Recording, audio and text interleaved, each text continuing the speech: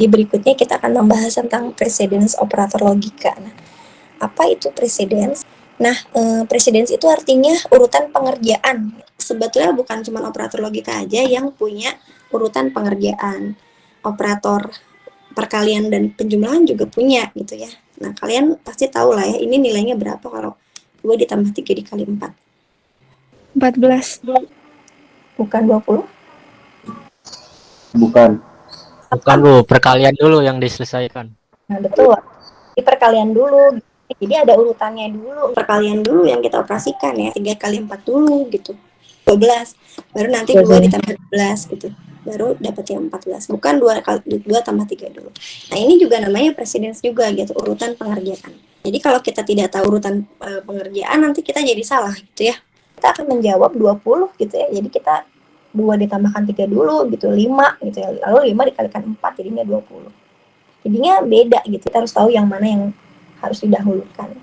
Nah, begitu juga untuk yang operator logika. Dia juga punya urutan pengerjaan. Jadi misalnya kalau kita punya ini, kita harus tahu yang mana dulu gitu. Kalau misalnya di dalamnya tidak ada tanda kurung gitu ya. Kalau ada tanda kurung sih, kita bisa tahu berarti yang kurung dulu yang dilakukan gitu ya. Tapi kalau tidak ada kurung, nggak tahu ya, dan kita jangan salah gitu. Bukan berarti yang paling depan duluan juga kan yang dioperasikan gitu.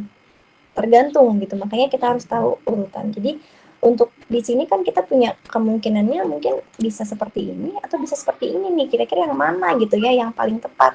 Menurut kalian yang mana nih? Yang satu atau yang dua? Yang 2, Bu. Yang 2. Oke, nah kita akan cek ya. Precedence dari operator logika ini memberikan suatu aturan operator mana yang harus dikerjakan lebih dulu gitu ya. Ini ada tabelnya nih ya. Jadi urutannya seperti ini. Yang paling tinggi itu negasi. Nah, jadi harus kalau ada negasi dulu yang kita operasikan gitu.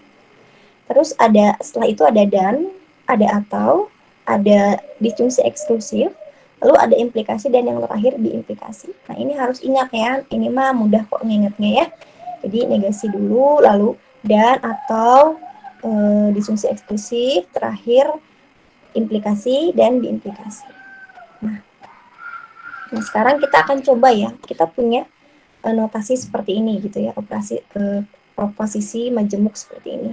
Nah, supaya memudahkan kita menghitungnya, kita mau bikin kurung-kurung di dalamnya gitu, supaya tidak salah.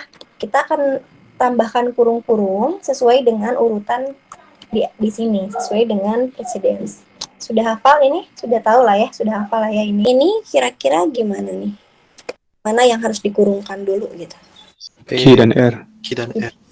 Q dan R dulu ya, karena operasi ini lebih tinggi posisinya daripada operasi disjungsi gitu ya. Jadi si Q dan R-nya kita beri kurung. Nah, jadi seperti ini ya. Jadi yang ini harus dioperasikan dulu, dapat hasilnya, baru si P-nya disjungsikan dengan hasil dari kurung ini. Kalau yang ini, mana yang dikasih kurung? Negasi duluan. Ya, betul. Negasi P ya. Jadi negasi P ini kita kasih kurung. Karena negasi itu lebih tinggi daripada atau gitu ya. Jadi harus yang ini dulu dikasih kurungnya. Nah, jadi kayak gini. Ya, negasi P baru atau Q. Berikutnya yang soal nomor 3. Bagaimana? P dan Q. P dan Q. Karena P dan Q posisinya lebih tinggi daripada implikasi ya. Jadi untuk P dan Q ini kita beri kurung. Ini. Ya. Nah, untuk yang nomor 4 nih. Apa yang diberi kurung? Negasi Q dan R. Negasi Q dan R. Nah, gini, Negasi Q dulu, Bu. Oke, negasi Q. Hati-hati ya. Jadi dalam satu proposisi majemuk kita mungkin melakukan pengurungan beberapa kali, itu nggak masalah ya. Gitu.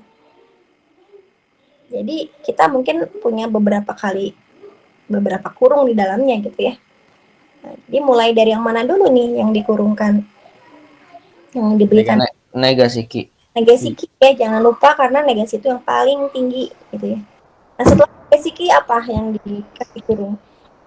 Negasi Q dan R. Negasi Q dan R.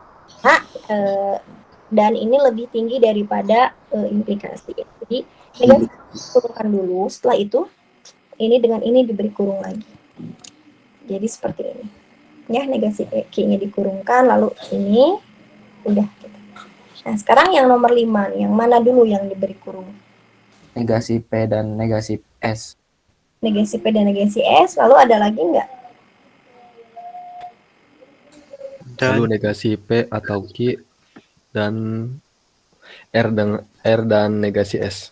Oke, betul ya. Jadi kita mengurungkan negasi P dulu, terus negasi S, terus yang ini ya, yang ini, terus yang ini. Gitu. Jadi ada 4 kurung di sini. Nah, seperti ini ya.